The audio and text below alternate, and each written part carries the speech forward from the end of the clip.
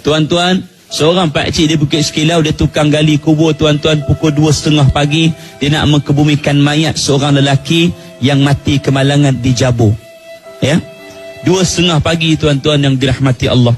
Bila sampai dia terima panggilan 2:30 pagi daripada pihak hospital kan. Hospital sekarang ni orang mati, orang yang meninggal pihak hospital akan uruskan. Waris hanya tuntut saja. Tuan-tuan 2:30 pagi terima panggilan. Pak mak, pak cik bawa kawan dia seorang pergi hospital nak ukur lah, nak gali liang lahat, nak kena ukur. Ya, sebab ada orang Bukit Sekilau yang lain yang gali lubang kubur tuan-tuan. Bayangkan dia tengah gali lubang kubur, dia nampak tengkorak di sebelah. Bayangkan jadi macam tu tuan-tuan. Maknanya tuan-tuan, waktu tengah mula penggalian, dia gali lubang kubur tuan-tuan yang dirahmati Allah, sampai ke liang lahat. Liang lahat ni ada dua bentuk. Satu orang selalu buat L yang bentuk ke dalam, satu L yang lurus. Kalau kita berdiri atas kubur, kita boleh nampak L yang lurus. Dan kadang-kadang kalau di belah kampung, orang akan buat liang lahat tu L ke dalam. Betul kan? Maknanya tuan-tuan nak bagi tahu, 3 orang duduk dalam gali lubang kubur, 2 orang duduk atas nak sambut tanah. Waktu penggalian dimulakan, penggalian dimulakan sampai nak liang lahat tu L ke dalam tu tuan-tuan. Waktu orang tengah cangkul menggunakan cangkul yang pendek tuan-tuan, di tengah dalam liang lahat tu sebau sesuku, tiba-tiba mata cangkul tu dia berlaga pada seolah-olah berlaga seperti berlaga pada batu. Bila berlaga pada batu, maknanya kita boleh bayangkan mata cangkul berlaga dengan batu, maka bunyi dia macam mana, betul kan? Dan seolah-olah seperti bunyi bila berlaga mata tu dengan batu tu, seperti seolah bunyi cermin yang pecah. Jadi semakin lama dia gali, makin dalam untuk liang lahat tu, tiba-tiba dia nampak macam benda yang berwarna hitam. Berwarna hitam tuan-tuan, ni cerita betul ni, saya tak tipu.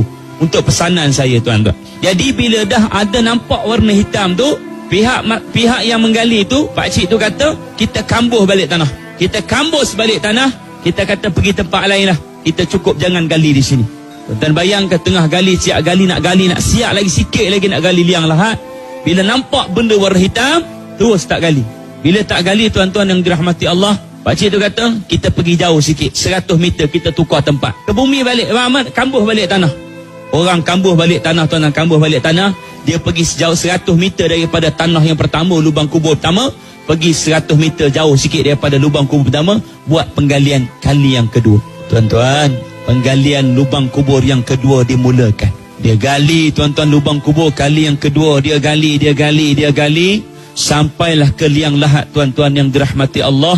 Dengan jelas kali ni, tadi dia gali liang lahat tu sesuku, kali ni tengah sikit tuan-tuan. Bila dia gali sampai tengah tuan-tuan, memang penuh dengan jelas di seluruh liang lahat sampai tengah tu, daripada awal sampai tengah tu tuan-tuan, memang penuh dengan warna hitam panjang. Semakin dia gali tuan-tuan, kedengaran seperti bunyi tuan-tuan, hembusan nafas daripada dalam tu tuan-tuan, seperti bunyi hembusan yang cukup kuat, seperti bunyi angin yang ribut tuan-tuan. Semakin kuat dan semakin kuat. Tuan-tuan, pakcik tu kata, kita kambus balik tanah. 2 kali tuan-tuan, dari kali lubang kubur tuan-tuan di Bukit Sekilau. 2 kali tuan-tuan kambuh balik tanah. Bila kambuh balik tanah tuan-tuan, kali ni tiba-tiba waris telefon, dia kata minta tolong cepat sikitlah gali lubang kubur sebab mayat dah lama meninggal. 2:30 pagi tuan-tuan, mayat meninggal tuan-tuan. Dah pukul berapa? 6:30 gali. 6:30 gali kalau 2-3 jam tuan-tuan, satu lubang. Tuan-tuan bayangkanlah pukul berapa nak kebumikan mayat. Kita ni tuan-tuan, bila kita akan mati tuan-tuan yang dirahmati Allah, kata guru kami tuan-tuan, kita semua manusia, kita akan mati. Jangan takut, dia kata. Yang kita nak kena takut ialah macam mana kita mati menghadap Allah Subhanahu Wa Taala. Itu yang kita nak kena takut. Sebab tu siapa pun kita, hebat mana pun kita, jangan takut untuk kita mati. Yang kita nak kena takut macam mana kita nak mati menghadap Allah Subhanahu Wa Taala. Kita boleh sebut tak kalimah la ilaha illallah? Orang pandang kita dengan pandangan yang buruk, itu pedulikan, sebab kita hidup kerana Allah Taala. Betul kan? Pasal kita hidup kerana siapa? Kerana Allah Subhanahu Wa Taala. Jangan fikir pasal orang lain. Kena ingat tu. Bila dah kata jangan tanam kat situ, pihak waris dia telefon dah kata, okey, ni mayat dah lama sangat ni tuan-tuan. Mayat dah lama sangat ni. Lubang kubur dah jadi macam tu. Kambuh balik tanah. Cambuh lubang kubur yang kedua. Tuan-tuan, bila kambuh lubang kubur yang kedua tuan-tuan, dekat mana lagi nak gali tuan-tuan? Mayat semakin lama dah tuan-tuan, mayat semakin lama ni cerita ni tuan-tuan. Bila mayat dah semakin lama, pakcik tu kata, kali ni walau apa pun jadi tuan-tuan, dia kata kita tetap kena gali dan kita tetap kena tunggu tuan-tuan. Bila dah tuan-tuan lubang kubur yang kedua dah ditanam balik, kambuh balik, kali ni kita gali lubang kubur yang ketiga. Kali ni walau macam mana pun sekali tuan-tuan, lubang kubur ni tetap kita kena gali. Penggalian lubang kubur yang ketiga dimulakan tuan-tuan. Bila penggalian lubang kubur yang ketiga dimulakan tuan-tuan, kali ni pakcik tu sendiri yang duduk dalam kubur tu, 3 orang tuan-tuan, 2 duduk di atas tuan-tuan. Penggalian dimulakan. Bila penggalian dimulakan, dia gali tuan-tuan. Kali ni bila sampai liang lahat, nampak dengan jelas berwarna hitam, kulitnya seperti cahaya, seperti yang keras tuan-tuan. Maka itulah yang dia beritahu pada saya, dia ceritakan pada saya tuan-tuan, apa yang memenuhi pada liang lahat itulah namanya seekor ular yang besar. Itulah yang dia beritahu pada saya, dia ceritakan pada saya tuan-tuan, apa yang memenuhi pada liang lahat itulah namanya seekor ular yang besar. Tuan-tuan, pernah disebutkan oleh Nabi SAW, orang yang meninggalkan semayang dengan sengaja tanpa asbab tuan-tuan, diberi makan kepada mereka syujahul aqra, ular seekor besar seperti sengkuk unta tuan-tuan, panjangnya 30 hasta tuan-tuan. Diberi makan kepada mereka manusia-manusia yang seumpama ini tuan-tuan. Kena ingatlah termasuk saya tuan-tuan. Bila dah nampak dengan jelas dalam liang lahat tu, itulah seekor ular yang besar tuan-tuan yang dirahmati Allah.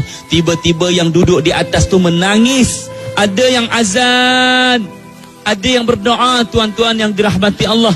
Tiba-tiba tuan-tuan, pakcik tu pun semua naik atas, 3 orang, 5 orang naik atas. Dia kata, aku nak kebumikan mayat, tolonglah ya Allah, permudahkan urusan aku nak kebumikan mayat. Mayat dah lama dah tertunggu, mayat dah lama dah tertanam, mayat dah lama dah terseksa. Tiba-tiba tuan-tuan, binatang tu bergerak sedikit demi sedikit tuan-tuan. Bila dia bergerak, semua orang dengan 5 orang tu jelas, nampak dengan jelas, dia berdiri di atas ekor dia dengan nafasnya seperti angin ribut tuan-tuan. Tuan-tuan bayang, dia berdiri di atas ekor dia tuan-tuan. Bila berdiri di atas ekor dia, tiba-tiba bila dia berdiri atas ekor dia tu, menyusuh hilang di celah-celah Bukit Sekilang. Tuan-tuan pergi perkampungan Bukit Sekilang, kau tak nampak kan macam mana kubur dia. Bila dah hilang tuan-tuan, setengah jam lepas tu mayat pun sampai. Bila mayat pun sampai tuan-tuan yang dirahmati Allah, waris mesti kena tengok mayat untuk kali yang terakhir. Dibuka kainkan kafan di muka tuan-tuan, kita akan tengok tau. Siapa yang nak tengok mayat untuk kali yang akhir boleh tengok. Kita akan tengok mayat untuk kali yang terakhir tuan-tuan. Bila dah kata siapa nak tengok, waris nak tengok, okey, mayat bawa turun tuan-tuan. Ya, mayat bawa turun. Bila dah semua waris semua dah tengok mayat tu tuan-tuan yang dirahmati Allah, bila mayat dah semua dah tengok, dah kucup, dah peluk apa semua, diletakkan mayat tu dalam liang lahat. Tuan-tuan, waktu orang sedang meletakkan mayat ke liang lahat, muka kita ni, dahi kita, hidung kita, mulut kita tuan-tuan akan bercium dengan tanah. Kerana manusia asalnya daripada tanah dan kemudian dia akan kembali daripada tanah. Kemudian tuan-tuan, apabila diletakkan di belakang mayat tu dengan beberapa ketul tanah tuan-tuan yang dirahmati Allah, baru orang nak letakkan papan yang lahat tu tuan-tuan. Tiba-tiba dengan jelas, orang nampak dengan jelas tuan-tuan, semua orang yang berada di situ, tiba-tiba orang nampak batuk makhluk yang namanya ular tadi, yang 5 orang tak cerita tadi, keluar daripada celahan-celahan lubang kubur tuan-tuan. Bila dia keluar begitu tuan-tuan, semua orang berlari jauh daripada lubang kubur, duduk tepi jalan, dekat tepi jalan Bukit Sekilau tu. Bila dah begitu tuan-tuan yang dirahmati Allah, 10 minit lepas tu sampai tuan-tuan, dia masuk terus. Bila sampai masuk terus tuan-tuan yang dirahmati Allah, orang tak tunggu lagi tuan-tuan. Bila orang dah tak tunggu lagi apa tuan-tuan, orang ambil tanah, orang terus kambus, ambil papan lahat tu terus tutup tuan-tuan. Ketika mana orang waris-waris ambil cangkul, ambil skop tuan-tuan, ditaburkan tanah tuan-tuan di atas liang lahat, di atas tanah kubur tu tuan-tuan. Tuan-tuan bayangkan, orang boleh mendengar seperti orang minta tolong tuan-tuan. Tolong tuan-tuan, orang minta tolong tuan-tuan. Bayangkan Orang boleh mendengar waktu orang tengah baca talqin tu, orang tengah baca tahlil, baca doa tuan-tuan, orang boleh mendengar seperti tulang yang patah sedikit demi sedikit, sedikit demi sedikit tuan-tuan yang dirahmati Allah. Bila kita tanya tuan-tuan siapa dia tuan-tuan, ada pengajaran dia berkaitan dengan semayang tuan-tuan yang dirahmati Allah. Ya, kita tak mau cerita banyaklah, cuma kita nak bagi tahu pesanan pada saya tuan-tuan, Ramadan berlalu pergi, semayang jangan kita pergi sekali tuan-tuan. Ramadan akan datang di masa-masa yang akan datang, kita belum tentu bertemu dengan Ramadan akan datang tuan-tuan. Anggaplah kalau ini Ramadan terakhir untuk kita, jangan kita lupa bahawa kita juga akan kali terakhir bertemu dengan Allah Subhanahu Wa Taala ya.